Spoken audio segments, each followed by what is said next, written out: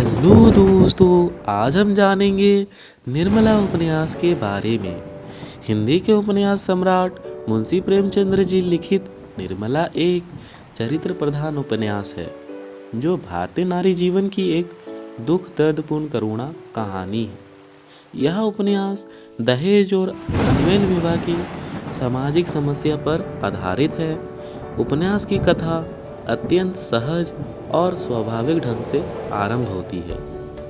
बाबू उदयभान लाल बनारस के अमीर और प्रतिभावान प्रतिष्ठित वकील थे।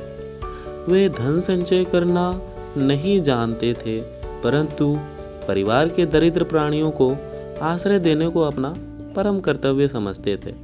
उनके परिवार में उनकी धर्मपत्नी कल्याणी, 2 लड़कियां निर्मला और कृष्णा थे। 2 लड़के चंद्रभानु और सूर्यभानु थे। उदय भानु ने अपनी बड़ी पुत्री निर्मला की शादी लखनऊ निवासी बाबू भालचंद सिन्हा के बड़े पुत्र भुवन मोहन के साथ निश्चित की। यहाँ उन्होंने दहेज देने की चिंता नहीं थी, क्योंकि भालचंद सिन्हा ने स्वयं कह दिया था कि मुझे दहेज की परवाह नहीं है, आपकी खुशी हो दहेज दे या ना दे, किंतु बरातियों का आदर सत्कार अच्छी तरह से होना चाहिए। अतः वकील साहब अपनी हैसियत के अनुसार बहुत अधिक खर्च करने को तैयार हो जाते हैं, परंतु उनकी व्यवहार कुशल पत्नी कल्याणी उनकी इस बात का विरोध करती है। इस पर पत्नी और पति में झगड़ा हो जाता है और एक दिन मामला तंग होने पर वकील साहब स्वांग रचकर सुनसान रात्रि में घर छोड़ चले जाते हैं। घर से निकलते ही थोड़ी दूरी पर उनका एक पुराना शत्रु मतई, जिसे डाके के अभियोग में उदय भानु लाल ने सरकारी वकील की हैसियत से 3 साल की सजा सुना दी थी, मिलता है और अपना बैर चुकाने के लिए उन्हें मौत के घाट उतार देता है। इससे वकील साहब के परिवार पर संकट के बादल छाने लगते हैं। बाबू उदयभान की आकस्मिक असामयिक मृत्यु से समधी भालचंद सिन्हा की गरीबी का आलम देखकर मृत्यु को अमंगल अपशगुन बताकर विवाह करने से मुकर जाते हैं। विवाह के लिए गए पंडित मोटे राम जी से यह समाचार सुनकर कल्याणी को अत्यंत दुख होता है, किंतु भालचंद सिन्हा लड़की नहीं दहेज चाहते हैं। अतः कल्याणी कुछ ताव में, कुछ लोभ में और कुछ बेबसी में निर्मला की शादी 3 लड़कों के पिता विदुर दुहाजू मुंशी तोताराम के साथ कर देती है। मुंशी तोताराम 35 वर्षीय वकील थे। वे अत्यधिक परिश्रमी थे, अतः उनके शरीर के बाल पक गए थे। उनकी श्याम स्थल देह में तोंद निकली हुई थी और वे मंदाकिनी तथा बक्सरी के सियासती वकील थे। उनके परिवार में उनके 3 लड़के मनसाराम, जियाराम और सियाराम थे, जिनकी आयु क्रमशः 16 वर्ष, 12 वर्ष और 7 वर्ष की रही होगी। इनके अतिरिक्त उनकी विधवा बहन रुक्मणी भी थी। शादी के पश्चात निर्मला पति के घर आती है। दंपत्ति विज्ञान में कुशल पति मितव्ययी होने पर भी अपनी पत्नी को खुश रखने के लिए नित्य नए नए उपहार लाते हैं, परंतु निर्मला संकोच वश उन्हें प्रेम की नहीं सम्मान की वस्तु समझती है। शायद इसलिए कि पति की अवस्था का ही एक आदमी उसका पिता भी था, जिसे वह देह चुराकर भाग जाया करती थी। दूसरी ओर बूढ़े मुंशी तोताराम अपनी यौवन की दहरी पर कदम रखने वाली पत्नी निर्मला को प्रसन्न रखने के लिए नित्य नए नए स्वांग रचते थे। अपनी वीरता के झूठे प्रसंग कह सुनाते थे, परंतु निर्मला अपने वृद्ध पति की काम लालसा को भांप जाती है। उसे अपने पति के पागलपन पर दया आने लगती है और वह उन्हें प्रसन्न रखने का प्रयास करती है। ससुराल में गहने, कपड़े और धन संपत्ति निर्मला को रूप, वृद्धि और संतोष प्रदान करते हैं, परंतु उसका मानसिक असंतोष बहुत बढ़ जाता है। उसका मन मर जा चुका होता है। पति से उसे पहले ही असंतोष था। उसमें विधवा ननद रुक्मणी उसे निरंतर कोसती रहती थी। वह नई बहू भावज पर अपना रोब जमाना चाहती है तो निर्मला अपना मन अन्य बातों कार्यों में लगा लेती है।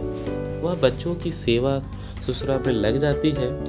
वह अपने बड़े पुत्र मनसाराम से अंग्रेजी भी पढ़ती है, किंतु इसमें काम वासना में अंधे पति को शंका उत्पन्न होती है कि वे किसी बहाने मनसाराम को छात्रालय में भेजने का निश्चय कर लेता है।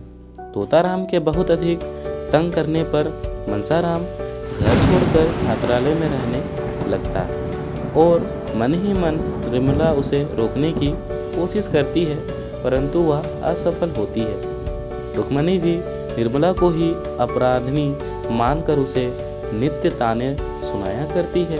तोताराम के संशय को समझते ही निर्मला पति के पक्ष में होकर उनका समर्थन करती है और पति की उपस्थिति में मनसाराम के प्रति क्रूरता का अभिनय करती है। परंतु किशोर हृदय मनसाराम इस अभिनय को सत्य समझ लेता है और अपने स्वामिनी स्वभाव में हृदय पर अपराध बोध का अनुभव पाता है। इसी कारण छात्रालय में वह चिंतनशील बन जाता है, दुर्बल हो जाता है और बीमार भी हो जाता है। स्कूल के हेडमास्टर के आदेश पर मुंशी तोताराम उसे लेने के लिए छात्रालय जाते हैं, परंतु निर्मला के उसे घर लिवा लाने के अत्यधिक आग्रह और दबाव के कारण उनका संशय और भी दृढ़ हो जाता है। वे मनसाराम को घर ना ले जाकर सीधे अस्पताल पहुंचा देते हैं। वहां अनेक उपाय करने पर भी मनसाराम अच्छा नहीं होता है। उसे विमाता निर्मला के अभिनय की वास्तविकता का रहस्य विदित हो गया था। इधर निर्मला भी बीमार पुत्र को देखने के लिए तड़पती थी, परंतु तोताराम के मना करने से वह अकेले अस्पताल जा नहीं सकती थी। परंतु जियाराम से मनसाराम की अत्यंत बुरी दशा के समाचार सुनते ही वह निर्भीक होकर अस्पताल पहुंच जाती है। उसे देखते ही निर्मल मनसाराम खड़ा होता है और अपनी विमाता के चरणों में गिर जाता है। उसे क्षमा याचना करता है और उसे निष्कलंक सिद्ध करता है। अब मुंशी तोताराम का वहम नष्ट होता है और उन्हें आत्मग्लानि होती है।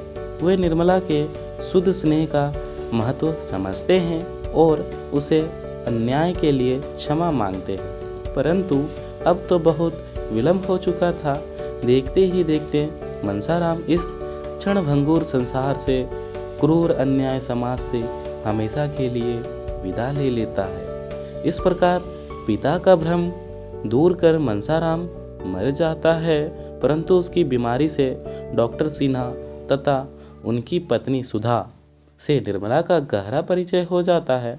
डॉक्टर सिन्हा वह ही महाशय हैं जिसे निर्मला की सगाई पक्की होकर फिर टूट गई थी। निर्मला अपनी सखी को यह बात बताती है कि डॉक्टर सिन्हा ने दहेज के लोभ में, मोह में ही उससे शादी के लिए इनकार किया था। उसकी करुणा गाथा सुनने के बाद सुधा निरंतर अपने पति को व्यंग बाणों से कोसती रहती है। निर्मला की अपनी छोटी बहन कृष्णा के विवाह की चिंता सताती है। इधर डॉक्टर सिन्हा भी अपनी भूल का प्रायश्चित करते हैं। सुधा के द्वारा वे बिना कुछ दहेज के कृष्णा का विवाह अपने छोटे भाई के साथ तय करते हैं। सुधा गुप्त रूप से निर्मला की माता कल्याणी को 500 रुपये भेजकर उस पर उपकार करती है। इधर मुंशी तोताराम पुत्र वियोग से उदास रहते हैं। अब वे कचहरी का काम भी ठीक तरह से नहीं कर पाते। परिणामतः आमदनी भी कम हो जाती है। उन्हें रुपये कर्ज लेने पड़ते हैं। जब वे कर्ज अदा नहीं कर पाते तो साहूकार उनका मकान नीलाम करवा देते हैं। इसी बीच निर्मला एक पुत्री आशा को जन्म देती है, जिसमें तोताराम अपने खोए हुए पुत्र मनसाराम को पाते हैं। परंतु क्या तिनके का सहारा पाकर कोई तट तक पहुंच सकता है। कृष्णा की शादी के अवसर पर निर्मला मैके जाती है। वहां उसे मालूम होता है कि डॉक्टर सिन्हा ही कृष्णा के ज्येष्ठ हैं, तो वह आश्चर्यचकित हो जाती है। अब सुधा से उसकी मित्रता और भी घनिष्ठ हो जाती है। बहुत समय बीतने पर भी निर्मला मैके से ससुराल नहीं लौटती तो सुधा उसे लेने के लिए आती है। वहाँ उसका पुत्र सोहन ज्वार में फंस जाता है और असमय ही उसकी मृत्यु हो जाती है। जोर देने पर डॉक्टर सिन्हा वहाँ पहुँच जाते हैं। वे सुधा को सांत्वना देते हैं और उसे तथा निर्मला को लेकर वापस लौट जाते हैं। इधर मुंशी तोताराम की स्थिति अत्यंत दयनीय हो जाती है। उनका मझला पुत्र जियाराम बुरी संगति में फंसकर उदंड हो जाता है। वह इतना उच्छल और धृष्ट है कि अपने वृद्ध पिता को भी ताने सुनाया करता है। एक रात को वह निर्मला के कमरे में चुपचाप घुसकर उसके गहने का संदूक उठाकर भाग जाता है। निर्मला उसे देख भी लेती है, परंतु मुंशी तोताराम को कुछ नहीं बताती है। चोरी की बात सुनकर मुंशी तोताराम पुलिस में इत्तला कर देते हैं। पुलिस ने जियाराम को ही चोर बताया, पर निर्मला घर की इज्जत मिट्टी में मिलाना नहीं चाहती थी, अतः उसने पुलिस को थोड़ी बहुत रिश्वत देकर मामला शांत करने की कोशिश की, परंतु जियाराम डर के मारे आत्महत्या कर लेता है। जियाराम की आत्महत्या से तोताराम के दिल पर गहरी चोट पहुंचती है। इतना ही नहीं, निर्मला भी बिल्कुल हृदय विहीन हो जाती है।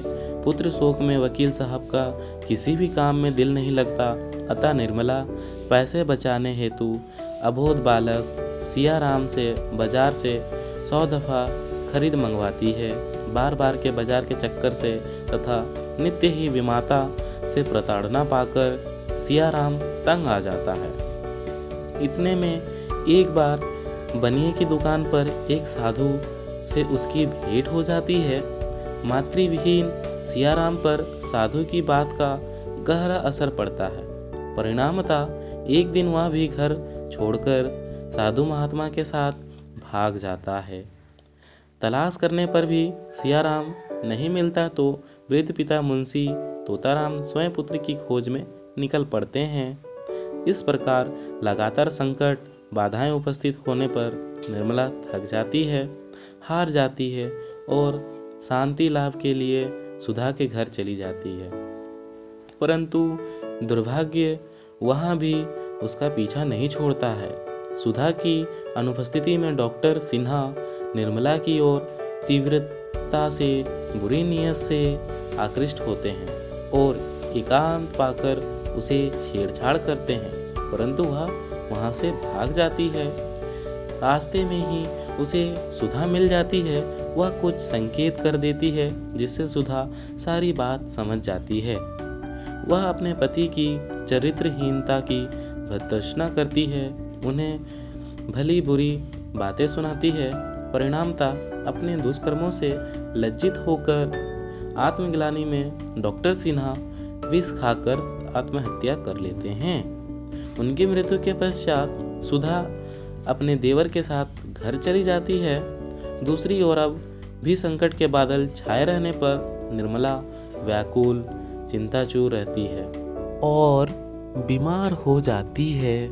अपने को अंत निकट देखकर छोटी बच्ची आशा, जो संपूर्ण विपत्ति कथा की बृहद आलोचना है, को अपनी ननद रुक्मणी के हाथों सौंपकर वह क्रूर समाज से सदैव के लिए विदा ले लेती है।